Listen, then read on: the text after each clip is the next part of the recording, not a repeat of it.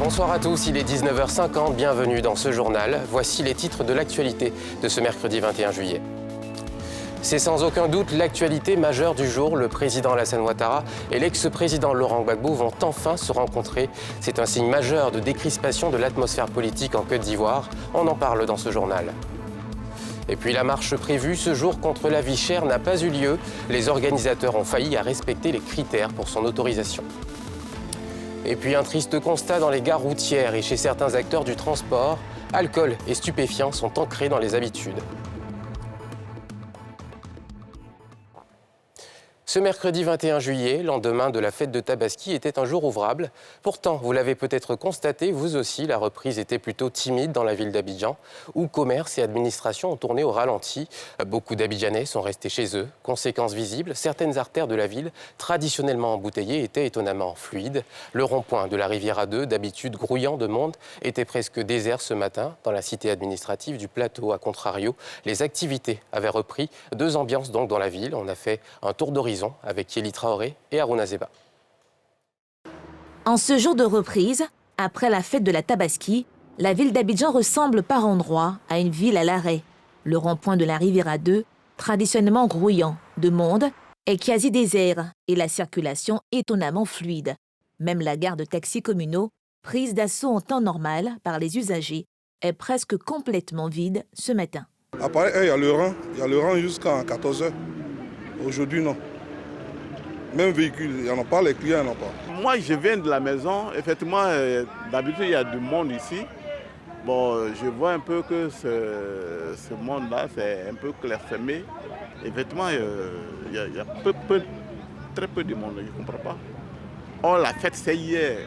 Aujourd'hui, n'est pas férié. Même constat à Adjien, de Plateau, où l'essentiel des magasins situés de part et d'autre du boulevard Latrie sont demeurés fermés, tout comme à Adjamé Mirador. Cet endroit quasi inaccessible d'ordinaire est inhabituellement fluide, les commerçants ayant maintenu leur rideau baissé. Ce parking automobile, généralement rempli de véhicules, est plutôt clairsemé ce matin. À cause de la fête, le parking n'est pas rempli. Toujours air comme ça, mais il n'y a pas de place pour garer voiture, qui est rempli jusqu'à dehors. Quelques rares magasins demeurent toutefois ouverts, à côté de quelques vendeurs dont les étals sont installés à même le sol. Les marchandises sont restées. Je suis obligée de venir. Croyant qu'aujourd'hui, ça allait un peu. On a la foi. D'ici le soir, comme les gens commencent à sauter un peu. Toujours la foi. Ça peut aller. Après la fête, là, c'est un peu ralenti les activités. C'est un peu. Dans la commune du Plateau, à contrario, la reprise semble bien effective à la cité administrative où c'est un peu business as usual. La présence des travailleurs perceptible à la vue des parkings remplis de véhicules. Nous sommes fonctionnaires, on a accepté de travailler pour la continuité de l'État, pour que le pays avance.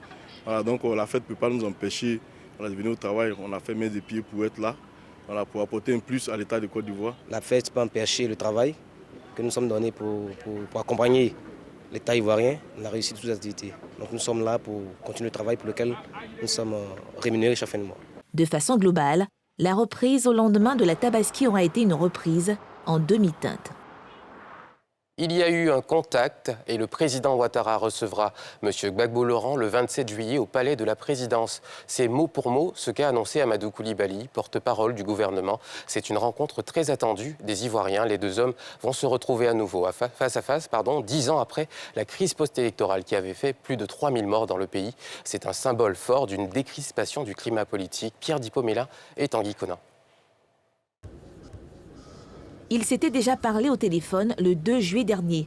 Le président Alassane Ouattara et l'ancien président Laurent Gbagbo, farouchement opposés lors de la crise post-électorale de 2011, posent un autre pas.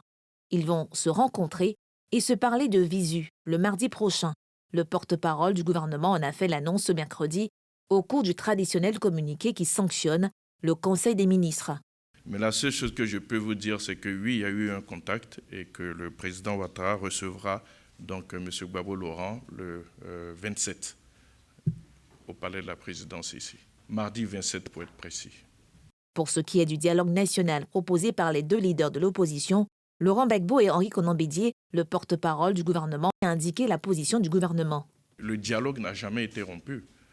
Il existe un dialogue gouvernemental qui a commencé avec le Premier ministre Amadougon, qui s'est poursuivi avec le Premier ministre Ahmed Bakayoko et qui se poursuit avec le Premier ministre Hachi.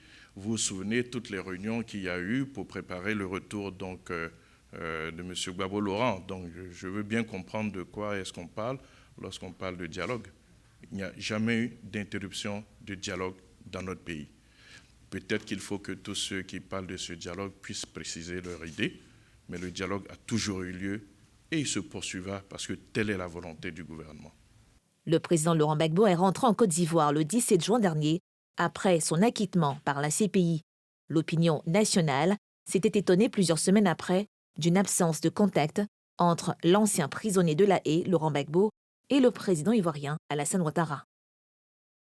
Autre sujet de ce Conseil des ministres présidé par le président de la République, Alassane Ouattara, ce mercredi, c'est la fin de la crise de l'électricité. Cette annonce était attendue par les Ivoiriens et particulièrement par les entreprises qui étaient encore touchées par le rationnement. Ces coupures intempestives de l'électricité ont été, vous le savez, l'un des facteurs qui a contribué à la cherté de la vie. Pierre Dipomélin. C'est la fin des coupures intempestives de courant, appelées aussi rationnement de l'électricité, aussi bien dans les ménages que dans les industries. L'heureuse annonce a été faite à l'issue du Conseil des ministres présidé par le président Alassane Ouattara. Cette mesure concerne tout le territoire national. La fin de la crise de l'électricité était prévue pour fin juillet.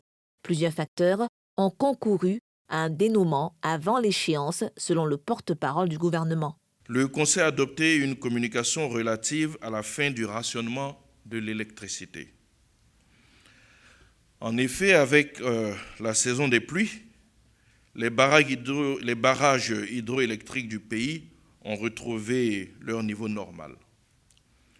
Le retour de cette pluie a mis fin à la période de chaleur, réduisant donc ainsi la forte demande nationale d'électricité.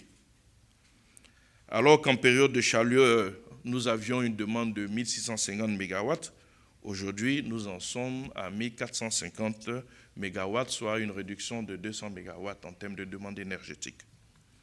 Il faut ajouter donc à la résolution de ces problèmes qui permettent aujourd'hui de vous annoncer la fin du rationnement, les efforts du gouvernement et des opérateurs du secteur qui ont permis d'une part de réparer les pannes qui ont eu lieu, donc ces incidents dont nous avions parlé, aussi bien au niveau de la production, notamment avec donc, les pannes de centrales, qu'au niveau de la distribution, avec donc des pannes de transformateurs qu'il y a eu, donc, notamment celui de Vredi, qui avait provoqué même un début d'incendie. Ces efforts ont constitué également à une augmentation de la puissance de production électrique. Cela permet aujourd'hui à la Côte d'Ivoire d'avoir une marge de production nationale de près de 80 MW. Un déficit de production d'électricité avait plongé le pays, mai dernier, dans une crise énergétique, obligeant la Compagnie nationale d'électricité à rationner ménages et sociétés. La Côte d'Ivoire, qui connaît une forte embellie économique ces dernières années, a produit en 2019 plus de 2229 MW d'électricité et a exporté en 2020 11% de sa production d'électricité vers 6 pays voisins, le Ghana, le Togo, le Bénin, le Burkina Faso, le Mali et le Libéria. Ils avaient l'intention d'occuper la rue pour manifester leur colère contre la cherté de la vie. Mais la marche pacifique prévue ce mercredi 21 juillet, à partir de Cocody-Saint-Jean jusqu'à la primature, au plateau, n'a pu se tenir. Les manifestants n'ayant pas introduit la demande dans les 72 heures requises. Ils ont toutefois été reçus en audience privilégiée par le préfet de la ville d'Abidjan. À leur sortie, ils se sont dit satisfaits de cette marque de considération et réaffirment leur volonté de lutter contre la cherté de la vie. Nadia Eja et Eric Kimo. C'est finalement au plateau, sur convocation du préfet d'Abidjan, que se sont retrouvés les initiateurs de la marche contre la cherté de la vie, prévue ce mercredi matin. La manifestation n'a pu se tenir faute d'autorisation. La raison, l'introduction tardive de la demande. Après plus d'une heure d'entretien, à huis clos, les initiateurs ont salué la démarche du haut fonctionnaire. Ils maintiennent cependant leur volonté de descendre dans les rues. Il n'a pas manqué de nous dire que l'État de Côte d'Ivoire, selon lui, est en train de travailler pour que cette situation soit réglée. Pour nous, cette marche doit être maintenue. Pour nous, c'est une activité qui est relancée pour les jours à venir. Et on se donne une semaine, on se dit une semaine, si dans une semaine les prix ne sont pas baissés, on va relancer cette marche-là pour qu'on puisse vraiment nous exprimer. Pour eux, obtenir une meilleure condition de vie pour le citoyen passe par la baisse des prix des denrées de première nécessité sur le marché. Le bon temps, la responsabilité. Il faut que tout le monde soit au service de la Côte d'Ivoire. Nous parlons parce qu'effectivement, il y a la cherté de la vie. Quand tout est cher qu'on parle, il faut qu'on nous écoute. Nous demandons aux autorités de prendre les responsabilités, de veiller à ce qu'on arrive vraiment au prix initial, pour que les consommateurs que nous sommes ne puissent pas vraiment trop subir ce poids lourd qui nous enfonce. Les organisateurs de la marche ont tenu à insister sur le caractère apolitique et pacifique de leur action. L'annonce de la marche par ce mouvement, mercredi 14 juillet dernier, avait été largement reprise sur les réseaux sociaux. La ville de Danané, aux plus de 100 000 habitants dans l'ouest de la Côte d'Ivoire, à la frontière avec le Libéria, traîne un handicap qui dure depuis plusieurs années, l'absence d'établissement bancaire. Une situation qui met en difficulté fonctionnaires et opérateurs économiques dans la ville. C'est un constat de Pierre Dipomela. Danané, ville frontalière dans l'ouest montagneux de la Côte d'Ivoire, avec une population de plus de 80 000 habitants, selon le recensement de 2014. Les fonctionnaires de cette localité, estimés à près de 3 000, sont obligés de parcourir des centaines de kilomètres jusqu'à Mans ou Daloa pour bénéficier des services bancaires. Généralement, la route est difficile, la route n'est pas praticable et avec cette voie, il y a à chaque fois des braquages qui font que les enseignants à moto, souvent en voiture, se voient dépouillés de tout leur salaire du mois et c'est déplorable. Souvent, tu veux faire un petit retrait, tu es obligé de te déplacer pour payer au moins 5 à 6 000 pour aller faire ton retrait. Donc nous demandons au gouvernement de faire quelque chose pour nous. J'ai 2 boutiques de quincaillerie, un à Moribadou, un au commerce. Bon, quand on finit de vendre, l'argent espèce, ça à nous. On peut aller confier à quelqu'un. Parce qu'on a peur pour ne pas garder dans la maison, pour ne pas qu'ils n'ont qu'à nous agresser. Ne serait-ce que pour l'année 2020, ce n'est pas moins d'1 milliard qui ont été braqués dans les mains des acheteurs de café cacao, voilà, entre Mans et Danané. Les commerçants qui sont souvent accompagnés aussi par les fonctionnaires, mais quand il y a des braquages, eux aussi sont concernés. Donc c'est un cri de cœur de la population tout court. La ville de Danané est une grande zone agricole avec une production moyenne de plus de 24 000 tonnes de cacao et 7 000 tonnes de café chaque année. L'absence de banque ralentit l'activité économique. Planteurs et acheteurs de produits agricoles sont souvent victimes des coupeurs de route sur le chemin des banques. Mamadou en a fait les frais. Sans la banque, développement d'une ville sans la banque, c'est pas possible. C'est pas possible. Dans l'année aujourd'hui, là, dans tout l'ouest, là, je peux dire en cacao, nous sommes premiers. Il y a des petites banques qui se sont signalées ici, mais on a voulu essayer avec eux. Mais sincèrement, avec le travail qu'on fait, ce n'est pas possible. Parce que souvent, tu as besoin d'un montant de 10 millions, même tu peux faire 3 jours avant qu'il arrive à te payer. Donc c'est pourquoi on est obligé de prendre l'argent en main. Maintenant, moi aussi, dans l'année, non seulement la route est longue, l'état des routes n'est pas bon, il y a trop de risques. Si on dit que l'argent des coopératives est versé, tu dois aller prendre l'argent des coopératives pour venir. La nuit même, tu te couches à la maison, tu n'arrives pas à dormir. Comment l'argent va être là? Moi-même, je vous parle là, j'ai été victime de 60 millions à Danané ici l'année passée. Pour le premier magistrat de la ville, le lobbying de la municipalité aurait apporté des fruits avec la construction très bientôt d'un établissement bancaire. Danané a un problème d'établissement bancaire, c'est clair. Mais quand on dit Danané a un problème de banque, ça ne veut pas dire que Danané n'a pas du tout de banque. Ce n'est pas ce que nous disons. Danané a au moins 2 microfinances qui sont là, plus un jeune établissement bancaire. Mais quand on dit jeune, ça veut dire qu'il ne peut pas à lui seul, en tout cas, satisfaire la population.